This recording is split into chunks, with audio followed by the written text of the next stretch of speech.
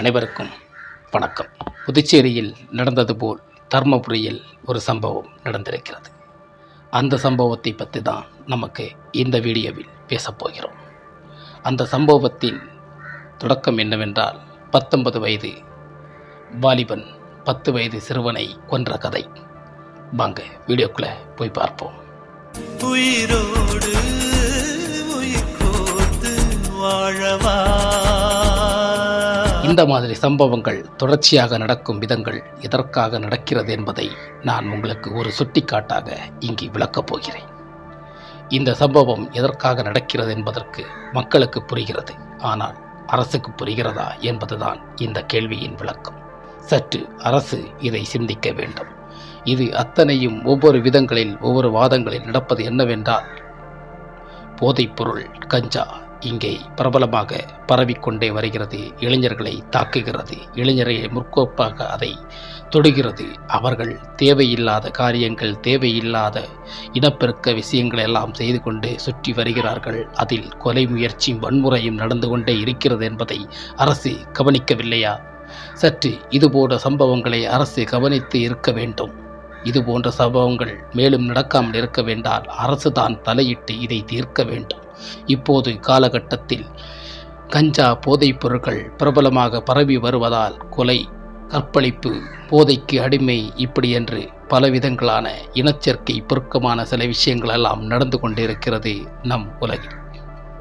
இதை தடுத்து நிறுத்துவதற்காக நாம் என்ன செய்ய வேண்டும்? அதற்காக முற்போக்கு பாதை தான் நாம் செல்ல வேண்டும். கிணற்றில் ஒரு குழந்தையை மாங்காய் பறிக்க கொண்டு கூப்பிட்டு கொண்டு போய் விட்டுட்டு ஒரு கிணற்றில் தள்ளி விடுவதா இன்றைய உலகம்? இன்றைய சமூகத்தின் அக்கறை இல்லை. அவனுக்குள் இன்னொரு பூகம்பம் இருக்கிறது என்பதுதான் நாம் உணர வேண்டும். அதற்காக சின்ன சின்ன இளைஞர்களும் இப்படி கஞ்சாக்கு அடிமையாக்கி இப்படி செய்து கொண்டிருக்கும் தொடர்ச்சியான வன்முறையும் கொலைகளையும் இங்கே அதிகமாக சேகரித்து கொண்டே இருக்கிறது. நிர்பயா டெல்லியில் நடந்த ஓடுகின்ற பஸ்ஸில் கற்பழித்து 4 பேர் தூக்கி பஸ்ஸிலிருந்து வீசப்பட்ட நிர்பயா வழக்கிலிருந்து இன்று வரைக்கும் நடந்து கொண்டிருக்கிறது. சிறு குழந்தை வரையும் யாரும் விடவில்லை. இது எதற்காக நடக்கிறது என்பதை சற்று நாம் சிந்தித்து பார்க்க வேண்டும். அரசுக்கு இது பதிலடி கொடுக்கும். அரசு இதை கவனிக்க வேண்டும். இப்படி நீண்டு கொண்டு போனால் உங்கள் சுயநலத்துக்காக பல கோடிகள் சம்பாதிப்பதற்காக இன்று மக்கள் தமிழ்நாட்டில் எத்தனை உயிர்களை நாம் இழக்கிறோம் என்பதை ஒரு நிமிடமாவது சிந்தித்து பார்க்கிறீர்களா யாராவது? கண்டிப்பாக சிந்தித்து பாருங்கள். இது தொடர்ச்சியாக நடந்து கொண்டிருக்கிறது. தற்கொலையும் கொலைகளும் அனாவசியமாக நடந்து கொண்டிருக்கும். இதை எப்போதான் நீங்கள் தடுக்கப் போகிறீர்கள் என்பதுதான் எங்களுக்கு புரியவில்லை. இது ஒரு புரியாத புதிரென்று தான் நான் சொல்வேன். ஆனால் இதை மாற வேண்டும். இவ்வுலகம் வெறும் கேடுகட்ட இதாக போய்கொண்டிருக்கிறது. நரம்பெலி இளைஞர்கள், 12, 10ஆம் வகுப்பு இளைஞர்கள் போதைக்கு அடிமையாகிறார்கள். காலேஜ் போகிற ஆண்களும் பெண்களும் அடிமையாகிறார்கள். இப்படி தலை சிறந்த ஒவ்வொரு காரியங்கள் சென்று கொண்டே இருக்கும் போது அரசு வேடிக்கை பார்த்து சுண்ணாம்பு தேய்க் கொண்டிருக்கிறதா?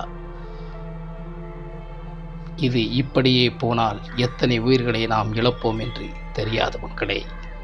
இதை நாம் தடுத்து நிறுத்த வேண்டும். இதற்கான போராட்டங்கள், விழிப்புணர்வுகளை நாம் ஏற்படுத்தவில்லை என்றால் இப்படி எத்தனை குழந்தைகளை நாம் இழக்கப் போகிறோம் என்பதை அதுபோலதான் நடந்துவிடும். டெல்லியில் நடந்தது போல், புதுச்சேரியில் நடந்தது போல், தர்மபுரியில் நடந்தது போல் இப்படி பல கொலைகள், பல இனப்பெருக்க செயல்களான பாலியல் தொல்லைகள் நடந்தே தீரும் என்பதுதான் என்னுடைய நோக்கம். அதை தடுப்பதற்கான முயற்சி போதைப் பொருள் கஞ்சா விற்பனை தடுக்க வேண்டும். கஞ்சா விற்பதற்கான முயற்சிகளை தடுக்க வேண்டும். கஞ்சாவை விற்று உன்னுடைய குடும்பம் வாழ்வதற்காக, நீ வசதியாக வாழ்வதற்காக எத்தனை உயிரை இந்த நாடு இழக்கிறது என்பதை நாம் யாராவது சிந்தித்து பார்க்கிறீர்களா? அரசு அதிகாரங்களை பற்றி நீங்கள் பேசுகிறீர்கள். அரசு அதிகாரங்களை பற்றி நீங்கள் வாய்விட்டு என்னவென்றாலும் சொல்லுகிறீர்கள். இதை பற்றி பேசுங்கள். இதை பற்றி சிந்தித்து பாருங்கள். உலகில் மக்கள் வாழ்வதற்காகத்தான் நம் நாடு உருவாக்கப்பட்டு கொண்டிருக்கிறது. அத்தனையும் வீழ்ந்து கொண்டிருக்கும் போது இங்கு என்ன நடக்கப் போகிறது என்பது உங்களுக்கு தெரிகிறதா? சற்று சிந்தித்து பாருங்கள்.